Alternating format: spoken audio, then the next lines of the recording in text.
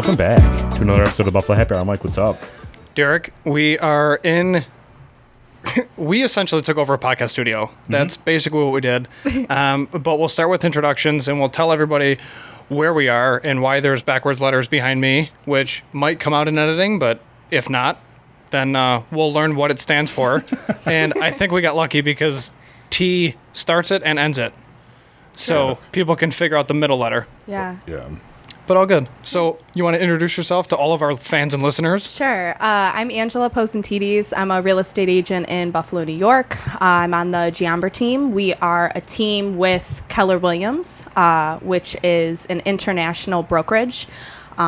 So we are one of the top producing teams at Keller Williams, and we take pride in our marketing. That's the biggest thing that we really enjoy to do is putting out content, educating people on real estate, what goes into it, how to buy and sell, what things to look for when you're buying and selling. So yeah, I love what I do, and I love the team that I'm on. So that's all fine and dandy and great. Can you just say your last name one more time? I was going to say the same thing. Okay, this is kind of funny. So I'm Greek. It's really Greek, my last name. So my dad's parents were born in Greece. They moved down to they moved to Buffalo, raised my father and his brothers in Buffalo, and then they moved down to Clearwater, and they've been there ever since. Clearwater is like a big Greek community. So Really? yeah, there's a lot of Greeks in Clearwater. Interesting. Yeah. So all my life I have said Pozantides. Okay. Then when I graduated high school, my dad gave us a lesson. He goes, the real way to say it is Pozantides. So the DES is this. Pozantides. I then was like, Pozantides is horrible. Like, the names in high school that I got from that name were horrendous. I'm like, we need to fix it. So we're like, okay, the Americanized way to say Pozantides is Pozantides. So that's how we say it now. So it's Pozantides. And where's your family from in Greece? It starts with a T. I'm not really sure. I'm really not sure. So it's an island? It is an island. If I saw the name of it, I would be able to point it out, but I don't know off the top of my head. There's crazy islands with insane names. Yeah. So I'm pretty sure I probably have family members there, but Greeks are kind of weird. I'm not really close with a lot of my family members, on my dad's side at least. And then my mom's side is really small, so. Gotcha. How many letters are in your last name? I think 11. 11. Okay, I just didn't know if that was one of those, there's a silent 10. Q in there somewhere and all that stuff, so okay. 10 Interesting. letters in your 10 last name. letters, yeah. Those writing exercises in elementary school were probably a blast. Yeah. Oh, yeah. When you had to literally write your name in a book. Pozantides, that's usually how people pronounce it when they first see it. Oh, okay. So that's how phonetically it's spelled? Pozantides. Pozantides? Pozantides, yeah. Okay, interesting. Yeah. Well, anyway, so you're a realtor. Yeah. Let's kind of get back on track there. That was a good discussion. I appreciate that. Yeah, it's a nice warm-up. Yeah. So you're a part of Keller Williams, and your team really focuses on marketing. How do you do that? What is your strong suit when it comes to marketing? So a lot of videos that we put out. So what we like to do is really emphasize our listings that we have. So when we have, a house that just goes up on the market, we'll have one of us, whoever the listing agent is, stand out front. This is 100 Main Street. Come take a look. So you get a good look at the outside. We do a walkthrough, and then we kind of go over the main points of the selling points of the house. And it kind of gives people a way to feel like they're in it. And it gives us an opportunity to sell it through a video instead of to your face, you know what I mean? So we put the video out, it gets people engaged, and that's really the main reason why we like to do videos, is to engage people. So videos, we do our podcast, where we talk about a variety of different topics that are real estate and non-real estate related, just so people can get an idea of who we are as the Giambra team, how we do things, our work ethic, stuff like that. What else do? We do blogs.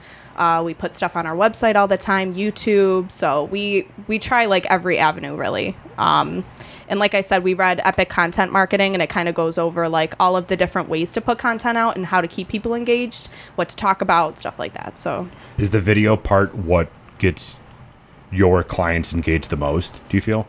I think so. Okay. Yeah, we're kind of in that like phase where we're trying to figure out what people like the most. You know what I mean? So we're trying to like collect that data so that we can use it to put more content out. You know, Sure. but we're really the only like real estate people that are. We call ourselves real estate people, but we're the only people in real estate in Buffalo that actually actively like put content out and stuff like that. Sure, yeah. Yeah. So are those videos going directly to Zillow and Realtor, or No, we hate Zillow. Okay, yeah, because We I've hate heard a Zillow. lot about that, the difference between Realtor and Zillow. Yeah. Can you go into why you hate it so much? So we hate them because they're kind of our competitors. They're trying to wipe out realtors, is what they're doing. They're Okay. trying to create a one-stop shop where you can purchase a house. They connect you with someone that can help you purchase the house. And they sell leads to agents. So when you go, say if you're looking for a house, you think, okay, I want to start looking, but you don't take those steps initially to get pre-approved or to talk to a real estate agent. You just go on Zillow and you start looking at houses. It's fun for you. A lot of people, it's like a hobby of theirs. They just go on Zillow, they look at really, houses they can't afford. All the time. Just for the fun of it. And then say if a house comes up that you're actually interested, there's a contact an agent button there. You click that and it puts you in touch with an agent. So when you do that, it connects you to an agent who is paying for that person to call them. Yeah, it's a paid lead. Yeah. Yep. So I know some agents in this industry who pay tens of thousands of dollars per month to get those calls to come in. But they're not necessarily the best because they're not people that are pre-approved yet. Right. They're just people that are swiping through Zillow. So, you get these people that say, I want to see 100 Main Street. Can you take me to tour it? So you have these agents running around taking these pre-qualified buyers that probably have no money and they're taking them to see the house. They're wasting their time. Maybe they get stood up.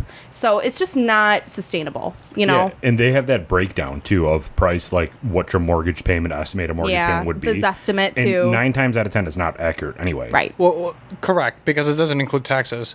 Yeah. So they'll tell you, hey, this house is listed for $300,000, $1,300 a month. Everyone jumps for joy. Immediately starts talking to that one person that's in real estate. Right. And then come to find out when you actually get the breakdown from a brokerage per se for your home loan. Yeah. And they're like, hey, sweetheart, this is the section you should probably look at. And they highlight the taxes, property taxes, school taxes come into it. And then that $1,300 for a $300,000 house turns into $2,100 a month because of taxes. And then everyone's sitting there flipping out, being like, well, I can afford $2,100. It's like, Right. correct. You can afford a $140,000 house, not $300,000. Right. And the other thing is they make it so that it's more attractive for, say if you own a house, you go on Zillow, you look up your house, it tells you the Zestimate, what they Yep. think it's worth. Yep. So then someone looks at that number, they're like, wow, I can get that. I'm going to list my house for sale. I don't want to pay a realtor to sell it for me. Why would I do that? Why would I pay 6% for an agent to put the pictures up? And they take the old pictures from, say if you bought your house in 2011, they have the pictures from 2011 that were up there and they can literally just like use those pictures and use it and do like a for sale by owner on Zillow and use all that information. So they try to make it easy for the homeowner to sell it on their own, which is shorting us in our business. It's like you need a realtor to sell your house for you. You don't know how to negotiate. Yeah. You don't know what's going, you don't know how to run comps yet. It's like, it's just a no brainer and people just think they can save that extra 6% and just list it at the Zestimate number. What is their Zestimate algorithm based off of? Recent sales? Because, I think so. I think so. Yeah, because they'll take comparable sales even in your own neighborhood and be Yeah. like, okay, this house, similar square footage, similar house breakdown, just sold for, 154, and then 2 houses down, that one sold for 165. We think that you can sell your house for, and they'll pick an average number in between those two and then just say like, send it. Or So- maybe even they can see what it sold for 10 years ago and they can like use the information of how much houses are appreciating over the years and like use that to, I don't know. But So how does that differ from your process when you estimate someone's home worth? so we look at, how many bedrooms, the cosmetic finishes. Zillow doesn't know what updates you've made to your house since you purchased it. You know what I mean? And then obviously running comps in the area, what houses have sold, what, it doesn't know how to run all of those things all together. So it might be shorting you. It might be overestimating.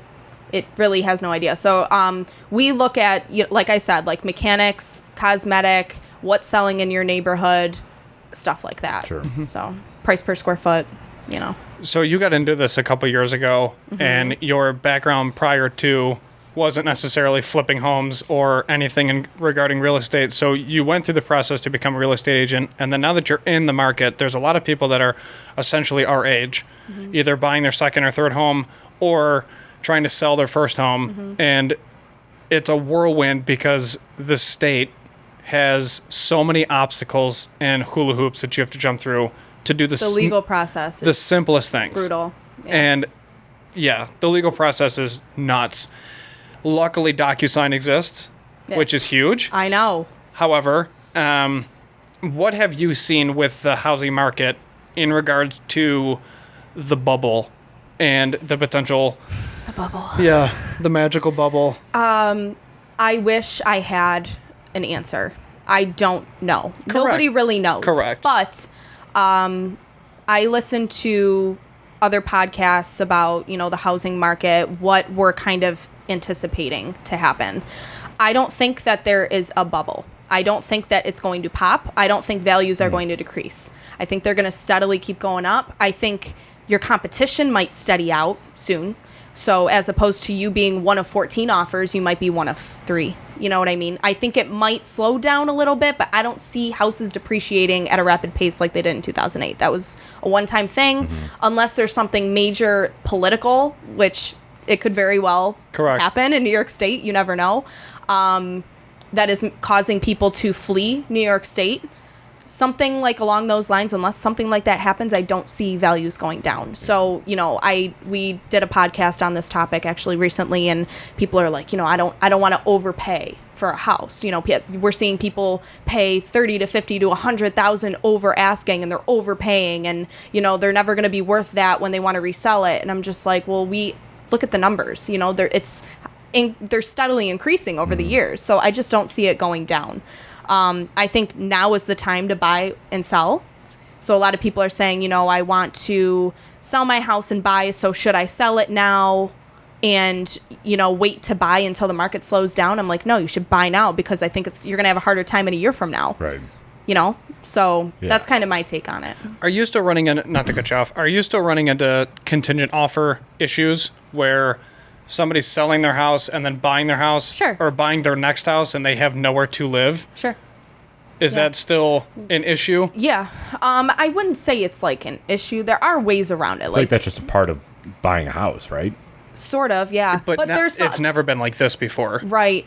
But there are some people that can afford to take that second mortgage and not need it to be contingent on the sale of this house. You know what I mean? They're able to take a mortgage out on that new house and then close on this one after. I have clients right now that are looking for a new house, and the house that they're living in, it's like chump change in compared to what they're, you know what I mean? Yeah. So they don't need that money to put towards their new house. But every situation's different.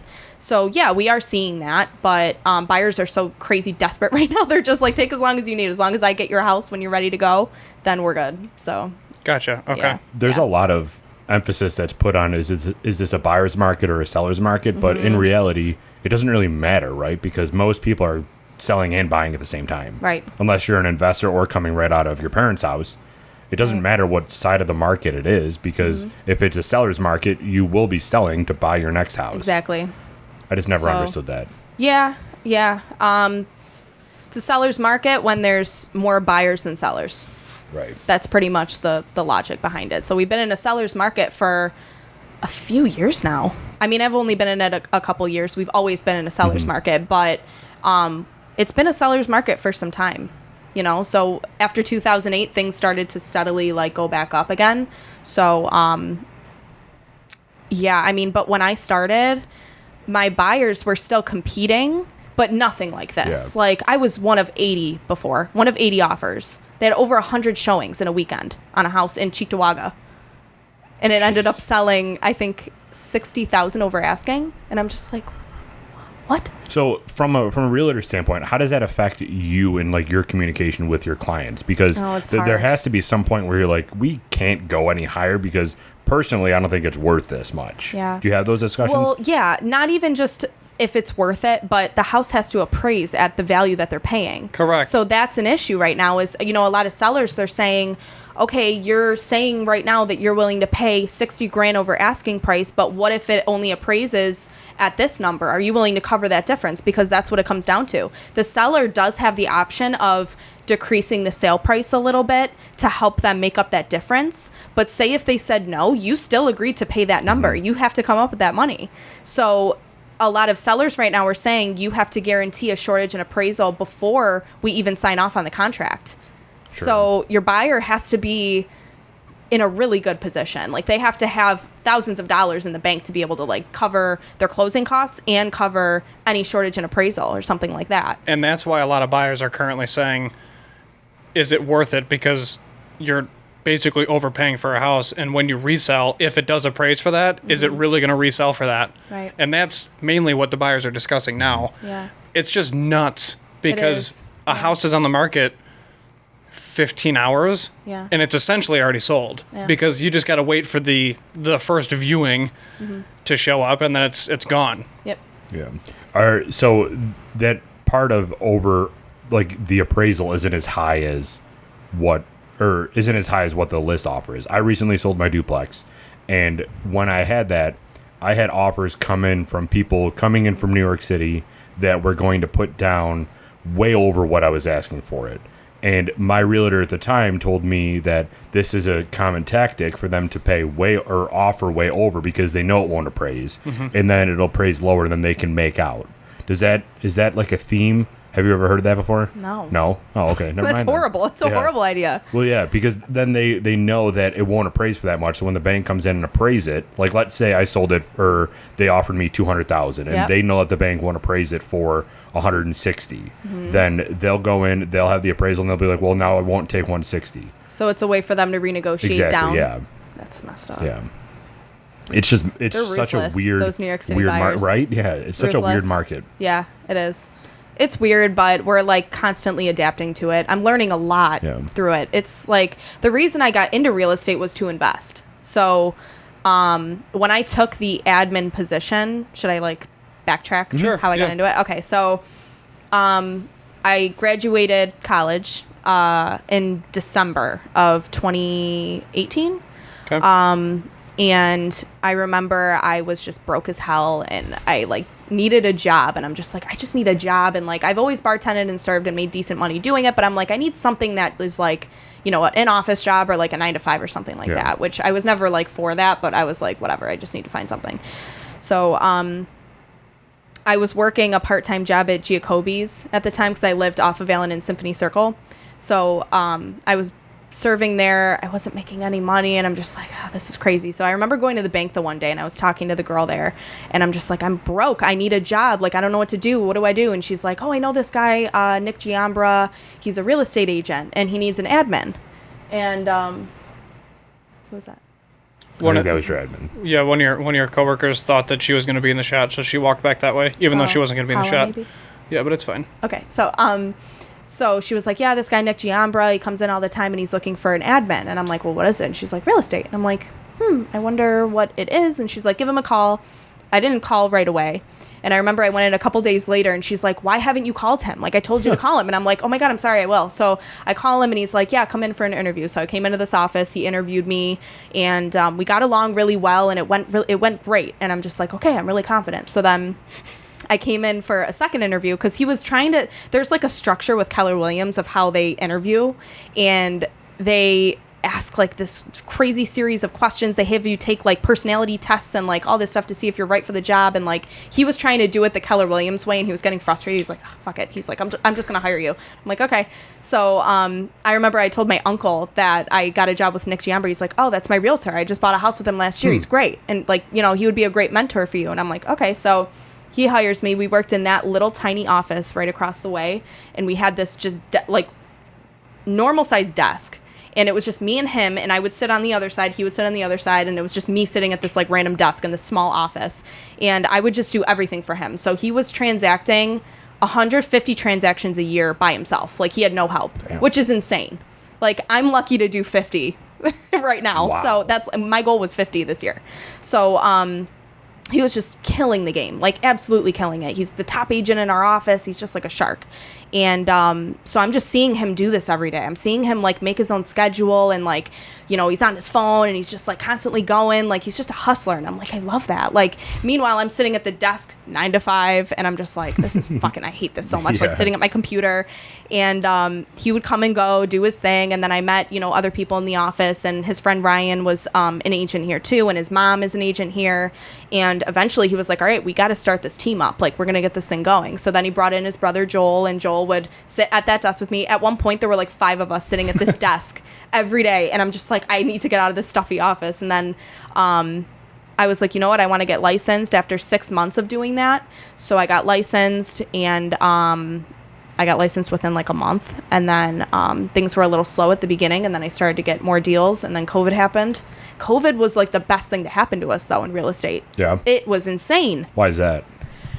I don't know. We expected the exact opposite. Like, we thought, okay, people are broke right now. There's no way they can buy houses. Interest rates were at an all-time low. Like, people were getting like 2.7 interest rates. Like, insane. Actually, 2. I think 2 was the lowest at one point. So people were taking advantage of that. I don't know where they were getting the cash, but that's when things started to pick up.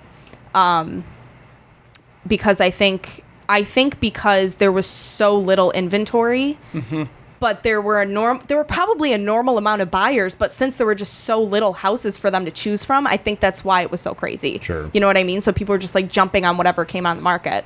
So that's when things started to really pick up last year, and then they've been steady ever since, and then they picked up again. So when spring and summer is usually when it picks back up again. But yeah, COVID was crazy for anybody in this industry. Yeah, what was open houses like and all that with the protocols and everything? So we obviously, you have to wear a mask. You'd have to fill out a disclosure before. You can only let in one group of people at a time. So there were lines out the door.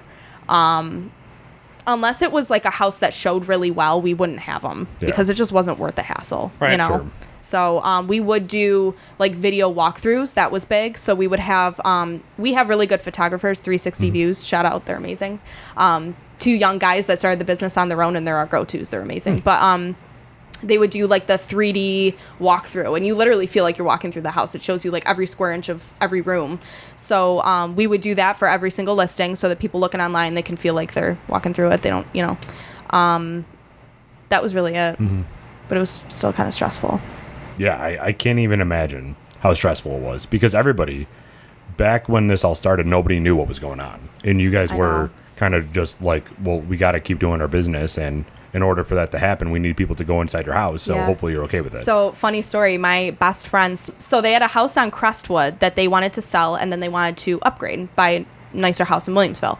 So, you know, they're like, we want to put our house up for sale, you know, blah, blah, blah. So that was when COVID first started. It was like, I think last March. And the photographers were not allowed to go inside of houses at that point. They said, no, you can't do it. So I was like, how am I going to take photos of this house? So he was like, just come pick up the equipment. You can do it yourself. And I'm like, what? So I like set up the cameras and I took all the pictures. I did a really good job, actually. I was like, you guys should hire me. But so I took the pictures myself. Like, I sold the house in 2 days. And sold that house. They sent me another house that they really wanted, and we ended up getting that one sight unseen for them. Wow. They were not able to go see it. So I went through, I took a very in-depth video of it for them. I took photos, whatever. They were not allowed to go inside the house. It was only agents. So they bought this house without seeing it until they closed on it. And that was a theme through 2020. Yeah. Was unseen, buying a house you haven't seen yet, 30 to 50,000 over ask, and I'm just gonna put an offer into these 4 houses and see what sticks. And if I get outbid, I get outbid. And then the whole appraisal thing happened. We'll skip inspections if need be. I'm like, what is going on? Like, people are still skipping inspections. Absolutely not. Isn't it just like, I would never do that. I don't recommend it to my clients whatsoever. Why would you? What if the basement floods? There are houses that you walk into and you just know that like the seller took really good care of this house. Like they bought it maybe 5 years ago. Yeah, but if you don't go in, what do you mean? If it's unseen.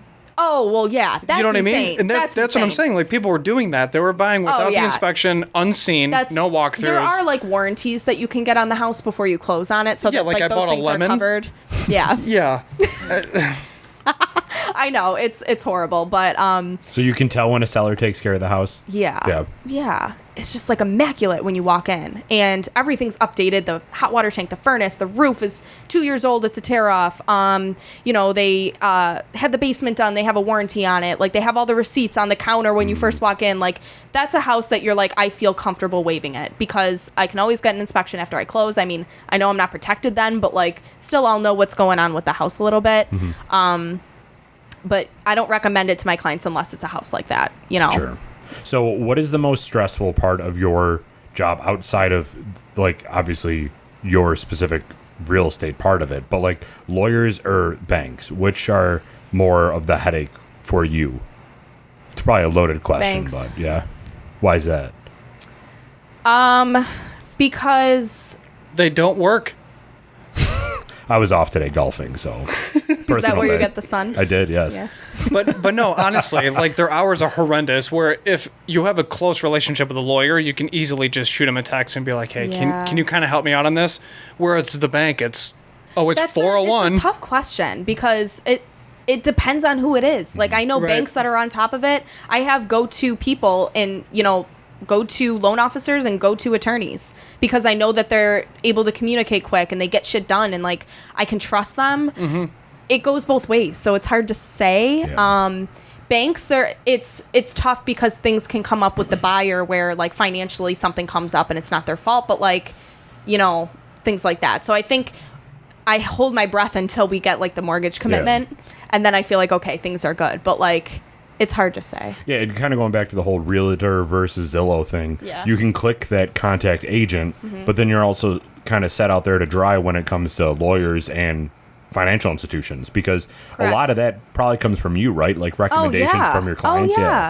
We network with all those people, and we know the best people in the game. We know the people to avoid. So it's like, how do you know that being an outsider who doesn't do this every day, you know? So when you bring on a new client, what is that first conversation like? Do you reach out to them first? How are you fielding who is interested in buying or selling a house? So our team... we're still trying to figure out the most effective way to kind of like the system behind it. So we have an onboarding specialist. She's a former agent, but she loves people. She loves talking to people and like figuring out what their goals are and just like helping them get there. So say if we have someone that calls on our sign and says, hey, is this house still for sale? They might call me because they see my name and number on the sign, and I'll say, hey, I'm glad you're interested. That house is sold, but let me get you in touch with our onboarding specialist. She'll talk with you and get you all set up. So then I'll then pass their information to Michelle, the onboarding specialist. She'll talk with them, be like, what are your goals? What are you looking for? Are you pre-approved yet? If not, she'll get them set up with a loan officer and get them pre-approved. So then once they are ready to go and they have everything all in place, then she passes them back to me. And then I introduce myself. We get them set up on, it's called the portal through the MLS. So we put in the criteria of like what they're looking for in a house. They get houses sent to them. And then say if they see an address that they really like, they'll send it to me. I'll take them to go see it. And then I take them on all the showings. I write up offers if they want to put an offer in. And then I negotiate the offer if it's accepted and then stuff like that. And then I take it from there. And then once I get them under contract, we have an admin who handles the transaction from start to finish, make sure that all the paperwork is going to the attorney, the banker, the communication is, we're making sure that we hit all those dates on time, everything's moving smoothly, and then we close, and that's how we do it. So we have a lot of agents out there that do everything by themselves, which can be stressful. So we want to make it so that it's a easy transaction for not only our client, but us too, so that we can take on more volume and we can take on more clients. You know what I mean? Yeah, because the ins and outs of actually closing on a house, especially if it's delayed, the buyer's primary go-to is, well, I'll just call my real estate person. Yep. I'll just call my real estate person. And there's so much follow-up, especially if you're doing six showings in a week. Yeah. It's a lot of people. Yeah, for sure. So that's the service that we provide as agents, that we make sure that we hit all those dates on time. Everything is moving along. If there's an issue, it's taken care of at as soon as we hear about it, we take care of it. And we have a person for everything. You know what I mean? Right. So we try to make it like a seamless process, and that's really what we strive towards with our team is like getting you with only working with the best professionals in this business, because there's a lot of shitty ones. And it makes your job so much easier when you have people that are so much better at their area of expertise. For sure. A good lawyer is very underestimated for some reason. Yeah. And the bad ones will screw you over. Yeah. But so from your perspective, you individually, what is your ideal number of clients that you like to have at a given time? Like, do you not go over, I don't even know what you would do. I usually have about like 5 to 10 at once. I probably could handle more, but in this market, it's tough with, I work with more buyers than sellers. I mean, the goal here as an agent is to get listings. You want to list a house because you know it's going to sell in a week with no issue, you know. Working with a buyer, you might have to show them, you know, a couple dozen houses. Yep. And write a couple dozen offers before you get one accepted, even no matter how creative you are with it. So you're putting in all the legwork with the buyers that it takes a little bit longer to get them under contract.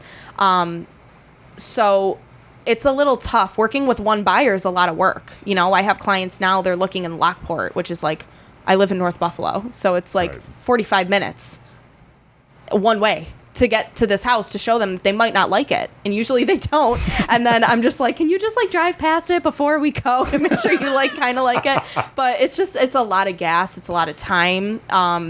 So, you know, it's really important to have that conversation with them before to make sure that like we're on the same page so that nobody's wasting their time. So it's really time consuming. One client is a lot of time in my profession. You know what I mean? So, I'm sure. So do you ever kind of like not cold call because you're not calling people, but if you see a for sale by owner sign out there, would you ever go up to them and be like, hey, you want an agent? Yeah. Legally, we can't. We're okay. in a state of emergency, thanks Cuomo. And he keeps extending it. So, but we're like, fuck it. Like, if you want to take us to court, let's take it to court. And all these agents out here are going to thank us for hopefully getting this like approved. But it makes no sense. They're saying, you know, people are in financial distress and you shouldn't be cold calling them asking for them to sell their house, which it's like you have to say it in a certain way. You have to say like, I have a buyer who wants your house. Like you have to word it a certain way. We still do it. Like we still call people that maybe put their house on the market and it expired on the MLS or it didn't sell the first time. And we're like, well, why don't you think it sold? You know, was it your agent? Was it, I'm looking at these photos and there's one shitty photo of the outside of your house. Like maybe that's why. So we ask them, are you still interested in selling? Stuff like that. But yeah, we call for sale by owners all the time. Like I said, expired listings. What else? We call people that, you know, maybe people like older people. Not so much. No. Unless we have a client that's looking for land, then maybe. But mostly just like houses right now. The residential market's insane. So it's like, that's what we're kind of going towards. Yeah, your hands are tied there. Yeah. Gotcha. It's just fascinating. I mean, the entire market's doing what the market's doing. No one knows the future, but it's stressful just because if you know in the coming years you're going to sell and then buy again and then you're done because you don't want to deal with the state and all the loopholes, it's very interesting to watch the ebbs and flows of everything because you want to be educated as well as a client so you're not just wasting someone's time, but knowing more of the industry I think would be beneficial for everybody if everybody respected what each industry was. You know what I mean? You think about it, you graduate high school. We don't learn about the housing market in high school. We don't learn anything about how to buy a house. No. You're taking a loan out for $250,000. Is it? Yeah. It could be. Yeah, really. So $200,000 to $500,000 that you're taking a loan out for a house, and like you don't know what you're doing, you don't know what to look for, you don't know how to get started in that, and it's like you just do it. So like our biggest thing is we want to educate people on like how to get started in it, what to look for, like where the market's going. Like we think you should be educated on it before you start doing it. You know what I mean? That's what I love the most because there's so many people that are just like, well, I'm just going to go buy a house now. And then the real world smacks them in the face. Yeah. And they're like, oh, I can't afford anything because I don't have a job that's worth anything. I'm house poor. Yeah. It's like, Yeah. what, and then, if you do get that house, then you are going to be house poor. And then if you're house poor, you can't literally do anything. You can't go out with your friends. You can't drink what you want to drink. You can't eat what you want to eat. So enjoy your ramen with your big old house. And then good luck heating it, because nobody thinks about that. Nobody thinks about heating and cooling. A big house is big bills. Small house is small bills. Yep. That's the reality. Yep. Like, and if you're not okay with that, then crawl back into your hole and stay there, because that's the real world is going to wake you up real quick. Yep. And then when you don't get pre-approved, none of it matters, because you can't even go to the next step because you found out that you're not there yet. Yep. So that being said, with that whole recommendation process, do you look at a client and be like, you tell me what you want and then I'll tell you if it makes sense? Like, Yeah. Yeah, you wake people up. Yeah. Do you give them a pillow? Just be like, I'm going to wake you up from that dream. Yeah. You have to. You have to keep them like realistic, or else you're never going to be on the same page. I've broken up with clients before. It's difficult, but there are clients that they're just like not there. They're not there yet, and they don't understand the market right now. They're still in 1980. Like, I don't know where their head's at, but I'm just like, you have $2,000 to your name. Like, you can't afford a house right now. Like, save money, take some time. They're like, well, I can take out grants and I can do this and that. And like, there are agents that specialize in that and it can help people buy a house for virtually like nothing. But I don't think that that's wise. Right. You know what I mean? So if people just don't have enough money, or like they're not in a position to do it, I tell them, I'm like, just take some time and do it when you're ready, you know? But I do it because I genuinely care about their best interest. Right. You know what I mean? I'm not one of those like salesy agents that are just like trying to get the deal done. Like, that's something that we take pride into on our team, is like, we genuinely care about you and your best interest. And like, we will put you before us. Like, it's not about getting the sale for us. We don't care about that. Like, it's our reputation. We're trying to build a name for ourselves. So we want to make sure we're doing it the right way. And people are like, have a positive experience with it, you know? Because there's so many people out there that like don't have a positive outlook on like agents for some reason. Like, they get so mad. Like, we call them and they're just like, fuck off. Like, I don't want to sell right now. I'm like, okay, like, I'm just trying to help you. Like, they get really angry. Yeah, Because they think that we're just salesy people and we're trying to, you know, like make money off them. And I'm like, no. I think it's commission-based, Yeah. like jobs in general. People get weirded out because of like, you just want to make a quick buck. And it's like, no, You're a like salesman. that's not. Yeah. Okay, you're a salesman. I don't think people realize that so if you pay 6% commission, we have to give the buyer's agent 3%. Yeah. So that's right off the bat. That's 3% that we're tossing out the window. And then we probably put another 1% into the marketing, another 1% in us, and then our realtor fees that we have to pay. You know what I mean? Like, we have to pay out of pocket for all of our shit. And then like, we're 1099. Like, you know what I mean? We're using all, like, we're making that money, sure, but like, we have a shit ton of expenses too. So it has to make sense for us. So And then taxes are great at 40%. So, go Bills. taxes killed me this year. Oh, Killed me. yeah. Because, yeah, all my write-offs are like, my business expenses is like going out to eat, taking clients out to eat, like stuff like that. Everything was closed last year. So like, I saved all my receipts and everything. I gave it to my accountant. I'm like, here you go, do your thing. Like, get me some write-offs. Like, do me a solid.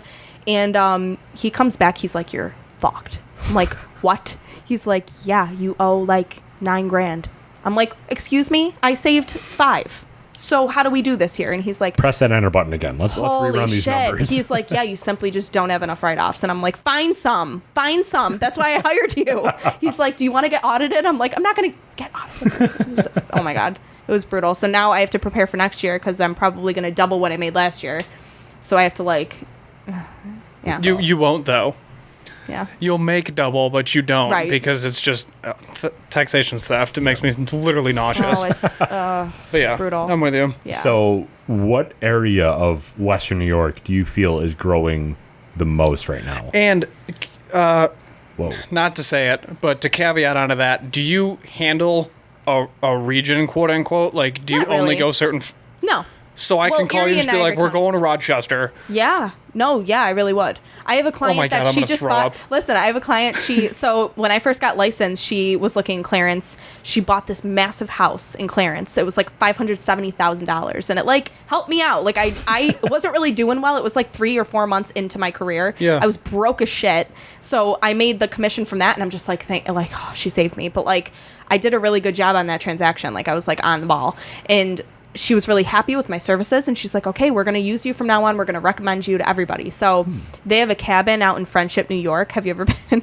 Friendship? It's near like Cuba. Yeah, which is like in the sticks. I drove through it to go somewhere exactly. else. So people literally just drive through it, like cops, troopers, like, you know, emergency, whatever. The people that live there are very poor. There's no jobs there for them. Like, there's just nothing in that town. If you want to go get something from, like, the closest store is like Walmart, which is like 45 minutes away.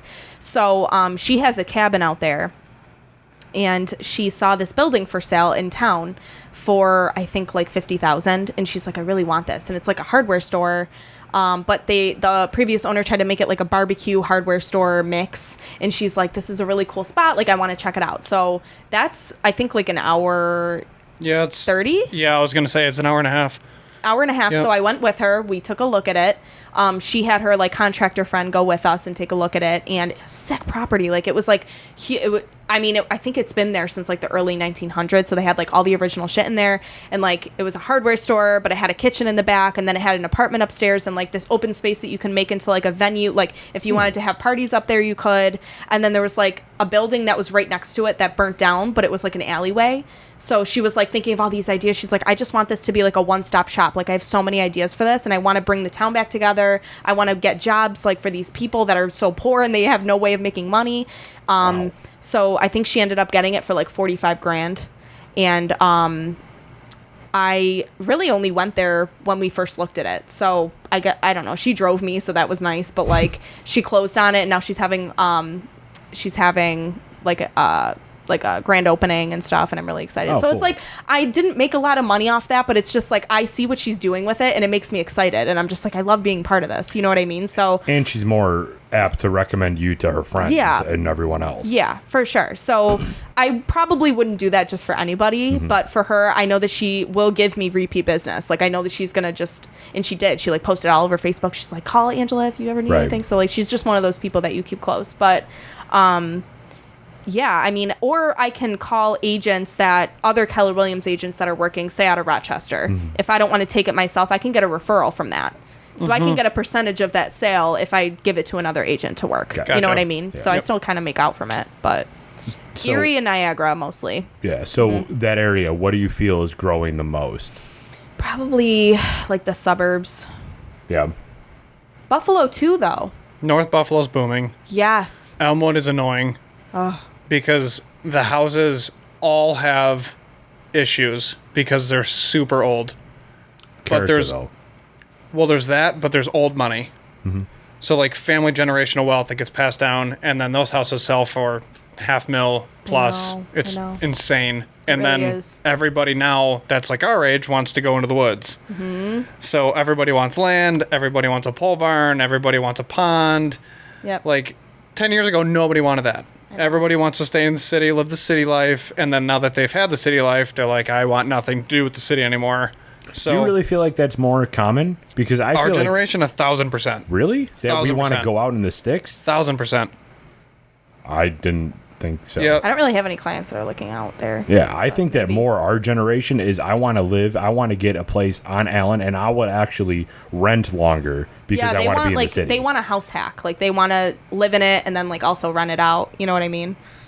That's what I'm seeing. Yeah. We talk to different people, friends. We sure do. Yeah, everybody I know just wants to leave and just go live be literally Ron Swanson at his cabin. Yeah. Oh my God. And just get out. But there's also, I mean, mentally, you and I have had this discussion, which I'm sure you're running into too. Mentally, we're having different conversations than a lot of people that we graduated high school with. Exactly, yeah. So like that whole dynamic is occurring too, where there's people that do want to do the duplex route or in like a suburb because then they're worried about tenants and everything else, or they're trying to do a duplex rent-own type thing in the city because it's a booming town and they're trying to invest and they're trying to make their money make money and all that kind of craziness. But it's such a different dynamic because you have such conflicting generational views. Yeah. I know. So that being said, from a tenant standpoint, do you help people find places to like live, like an apartment?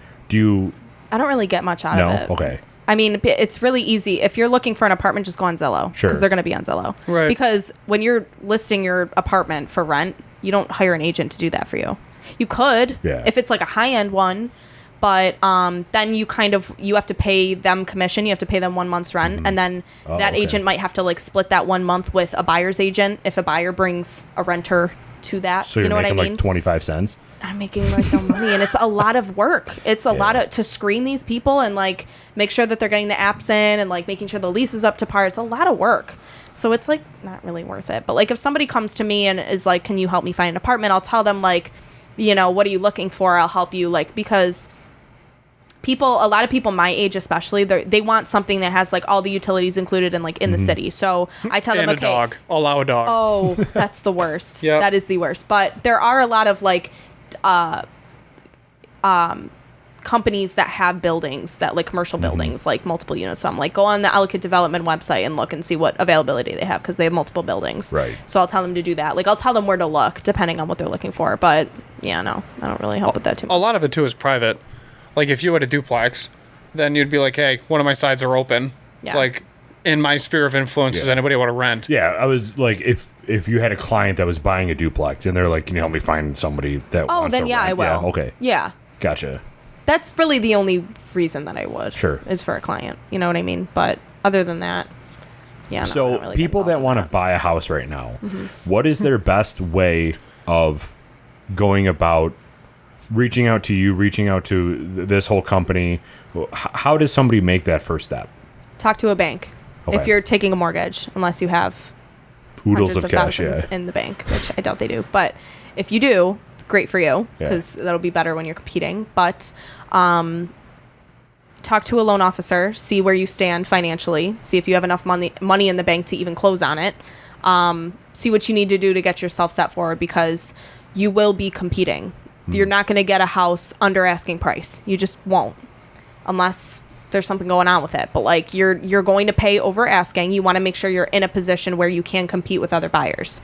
So that's the first thing that you do. Yeah. And then you look for an agent that kind of matches like what you stand for and what you like, and you know what I mean? You have to like mesh well with your clients. Absolutely. That's why like there's a lot of agents out there that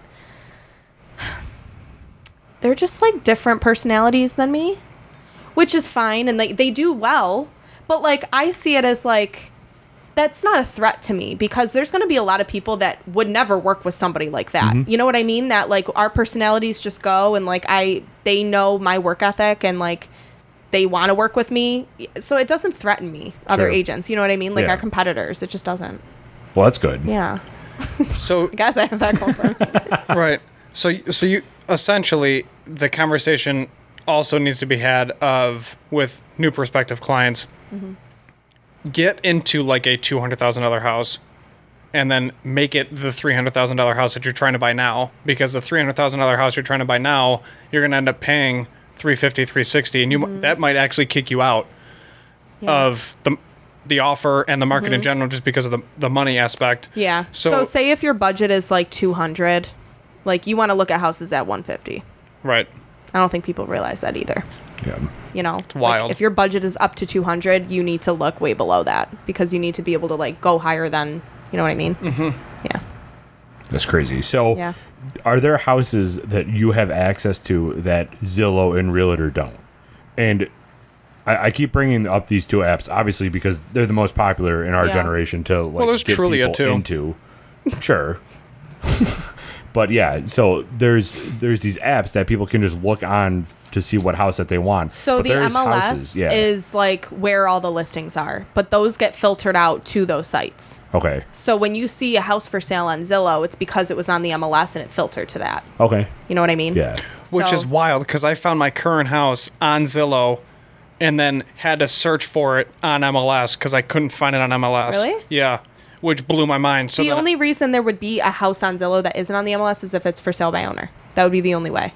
Maybe they changed a listing on it because maybe it started that way and then they didn't. I don't know. Yeah. The whole thing was like really weird. But I sent it to the guy that I was working with and I was like, "Can we look at that?" And then he was like, "Oh, whatever. I don't care." Yeah. It was the whole dynamic of buying a house is just ridiculous and it's so stressful. It is. Especially because if you're in an apartment, you tell your landlord, "Hey, I'm going to close this day, so I'm going to be out end of that month just to give yourself leeway in case the closing date gets pushed, and then all of a sudden it gets pushed twice, and now you're in that weird predicament of... Is that what happened to you? Yeah, it's like, where am I going to live? So we knew we were going to close, but it was when. Yeah. And like by the hour when, not like by the day. So we finally got the day nailed down, and then the entire apartment was packed into U-Haul, parked outside of the house I didn't own yet, and then got the phone call at 4:00, go downtown and close. Yep. And I'm like... It is a shit show. In those final days, it's a complete shit show. Yeah. Like, my clients don't know how much they have to bring to closing until the day before. Yep. I'm like, why? I can't imagine, because you're taking off work to be able to like get everything all set up. You have to take a few days off work though, so that you know, like 100%. you have time to go to the bank and you have time to like get everything all situated. And it's like you don't know the amount until the day before, and I'm like, that's insane. Then you got to move in. Yeah. So then you hope you're off on like Saturday, Sundays, so you can actually move into your house. I know. It's a zoo. It's really a zoo. is. It's probably the most unorganized event in the history of the state. Yeah. So somebody gets pre-approved from their loan officer. How do they get in touch with you then? Are you asking like how a buyer would find an agent? Sure, but more like specifically me. how they would find you. Yeah. Call me. Okay. Call me. I'm on all social media platforms. What's your handle? My handle. Your work handle. Buffalo RE agent. Okay. Real estate agent. See what I did there? Adorable. Thank you. But if you look up Buffalo real estate, I think I'm the first account that comes up. So I had a strategy. Oh yeah. But I think. There you go. We'll check hope. after. We'll check it out. Yeah, we'll Yeah. check after. But I try to like keep up with my stuff that I put on there. Yeah. So it's like kind of interesting. But So just to summarize this whole conversation, what do you bring to the table being a real estate agent that's different from others? This isn't a job This interview. is my only job. This Okay. is all I do. So you call me at any point of the day, I answer. My job is my life. It's, I want to make sure that you are comfortable and taken care of in the transaction. It's not about how much I'm making at the end of the day. I don't care about that. I care about, you and making sure that it's a solid investment for you. So, and we have a team that, like I said, we have a person for every single process. The whole process, we have an onboarding specialist that's passed to me, that's passed to our admin, that even after closing, we're communicating with you. We want to make sure that like you are taken care of from beginning to end. And we're, we keep up with the market. We know what's new and what's happening. And like, even if you want to list your house with us, like the marketing is huge, that we love doing that. So finding creative ways to get more people in your house to check it out.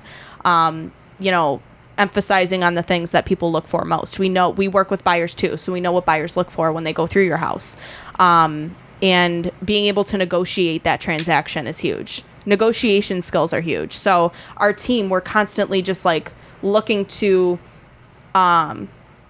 just find new ways to keep up with the times right now. You know what I mean? So like I said, we do book club, we read epic content marketing. So we're like finding new ways to like get more eyes on things. And we read a book on negotiating.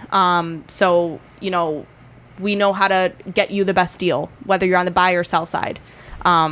So I think that's how I'm young and I'm motivated and I'm, Always I love what I available. do. Yeah. Oh, Yeah. Cool. Well, anything else that you want to add that we didn't touch on? I know that we covered a lot, including the entire real estate market, which could be a 4-day discussion. It could. Yeah. I'm technically an entrepreneur, and it's hard. I'm only 25, so it's hard for me to have that like balance of work life and like social life. You know what I mean? Especially because I make my own schedule, and I'm, like I said, I'm getting calls all throughout at all times of the day. So it's like I'm always answering. I'm always working. Even when I'm not working, I'm working. So it's like it's hard for me to find that balance sometimes. And I think a lot of people, like, they look at real estate like, oh, the real estate market's hot. I want to get licensed and I want to sell real estate. It's not so easy. People don't make it through those first few months. You're not going to make money in the first like 6 months. So it takes a lot of discipline to like be able to stick with it, but it's worth it. You know what I mean? Yeah. How was the exam? I thought it was easy. Yeah. Yeah. So I went to Tom Cusack across the hall, and he is just amazing. It's tough. If you're doing like an online class, you're not engaged in it. Like, you're bored as shit. Most of it's boring. Mm-hmm. But if you're in class and you're actually like looking at the stuff and like you're listening to him and his experiences, it's easier to get through it. But also, his exam is harder than the state exam. So you go through the course, 75 hours. You take the course exam, you have to pass that. Then you take the state exam, you have to pass that. And then you pick a brokerage to work under. So his exam was harder than the state exam, but he did that on purpose to prepare you. The thing is, though, you can only fail the course exam twice. And if you fail it twice, then you have to take the course all over again. And once you take that state exam, you can take that as many times as you want. You can take that unlimited times. It's just like $15 per time. Sure. So it's an easy process to get into it, but picking a brokerage that's really big on training, because if you're all alone, like I had a really good situation where I was an admin. I knew the whole transaction from beginning to end already, and then I got licensed and I was like, I'm ready to go. Like, this is, I can kind of jump into it. But if you have no idea any of the paperwork, like what goes into it, the process of it, like, you're gonna struggle. Yeah. So pick a brokerage that's big on training, where they can give you a mentor that can like walk you through everything if you ever have a question. Keller Williams is honestly, in my opinion, the best on training. And I love the whole team aspect. Like, I love my team. I love working with people that just look at things a different way. And like, everybody that I work with is so young and creative, and like, they just have different takes on things. And I love coming into work every day, That's good. Yeah. So that makes it easier for me. But yeah. And you guys are here at the Geombra team, at least, are going a different direction with how you market yourselves, how you're going about listing these properties and getting your clients more engaged in what you're doing, which I think is a great idea. Yeah, we try. What's your podcast too that you do? It's just the Real Estate People, I think it's called. Real Estate People Podcast. And people can find that where? If you go on YouTube and you just type in the Geombra team, we should come up. Okay. But we're on Spotify. Real Estate People is what it's called on Spotify. I think we're on Apple Music too. And then we have our Instagram, which is the Geombra team, our website, the Geombra team. So that's all that. And then I have my own Instagram account, but everything I do is under the Geombra team. Okay. So, yeah. Cool. Yeah. All right. Well, thank you so much for everything today. It was great to pick your brain. It was cool to sit down and talk. So everybody go follow the Geombra team on all of their social media. Check out their podcast and hit Ange up if you're looking to buy or sell, because please do. She would love that. Yeah. Cool. Thank you very much. Yeah. Thank you. Thank you.